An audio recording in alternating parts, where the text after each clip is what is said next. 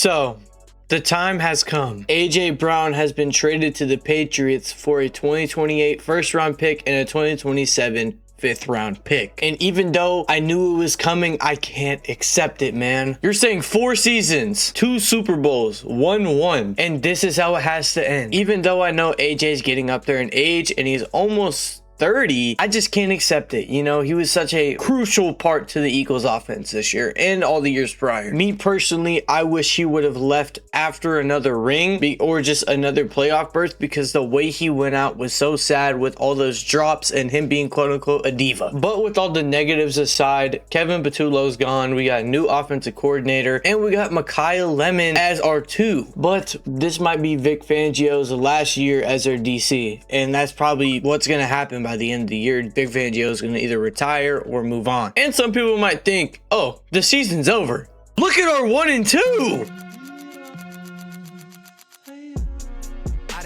I'm a national treasure. The niggas that bat me gon' bat me forever. R.I.P. Kobe, but y'all niggas brokey. That's probably why y'all be shacking together. Capo and leader got habits together like couples vacation. They packing together like rushing to finish. Then slap it together. The charges like COVID. Remember what happened with JSN whenever DK left? That's gonna be what happens this year when AJ leaves. We got Smitty going for 1,700. Okay, let me stay humble. Philly has an edge rusher that came from the Vikings down here, and Philly also has Devon Witherspoon, the stud corner from the Seahawks that just won the Super Bowl this year, which is a beautiful find for us because we lacked a lot of cornerback depth last year and had Quinyon Mitchell doing heavy lifting back there every game. And even though Hollywood Brown might be washed, I still like him at the 3. I think he would be a good, catcher that we need in like short yard possessions or 5-yard catches. Like, he's not a Jahan Dotson. He's more like a 5-yard reception type of guy, speed out type of guy. Now for the hard part, will Saquon Barkley continue to regress like last year, or will he return back to his normal state?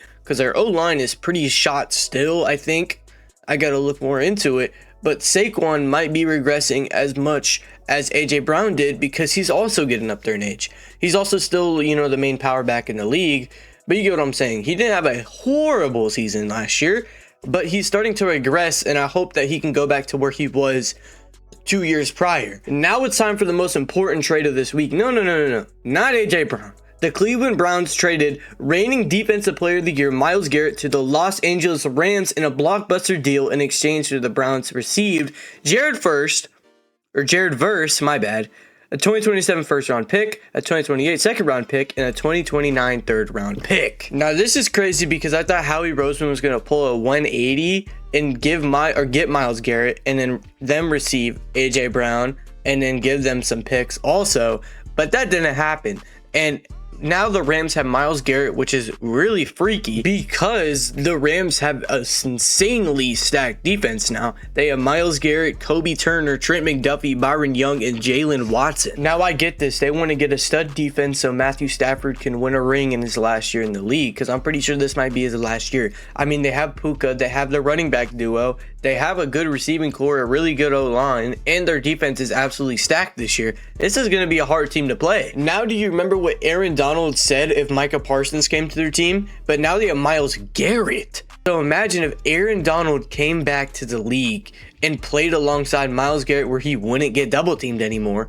People might think he was washed, but he was getting double teamed in his last year and he still made first team All-Pro. Okay. Forget about hypotheticals. Let's get into who won the trade really. I think the Browns won the trade because of the fact that the Rams are sending full house so they can win their ring, kind of like what they did in 2021 in that Super Bowl. I think the Browns won. They got a first round, second round, third round, and a stud in Jared Verse. Like, what can we do here? Myles Garrett is still amazing, but he's aging still. And if the Browns don't fuck up the picks like the Jets probably will with their picks, they can make a pretty solid team. Now, all seriousness, I'm happy for Myles Garrett. He finally escaped from the torment of the Browns, so he finally has, some umph in his life. Now for the other part of the video, OBJ is back to the Giants. Now, do I think OBJ is going to be like how he was when he used to be at the Giants? No. But it's still back to the Giants, and this is probably where he's going to end his career at. This is really fitting for him to end his career back at home. I really wish OBJ would have another breakout season. That would be beautiful to see in the Giants uniform again. Him just going off and doing his thing again.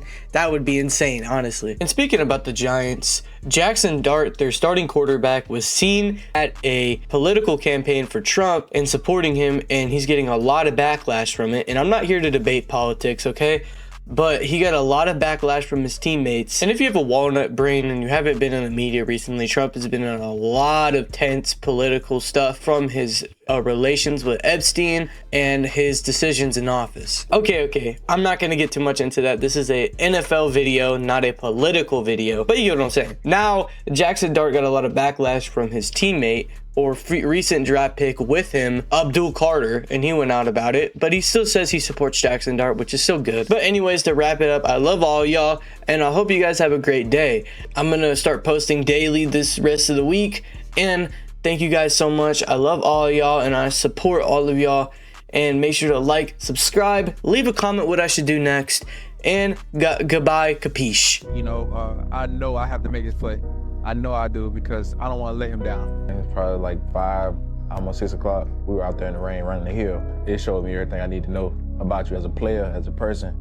But I don't mind the rain. Devontae, let's talk about you catching the ball with the strong winds and the strong rain. That's why I got a guy like you out there catching the ball like it's not raining.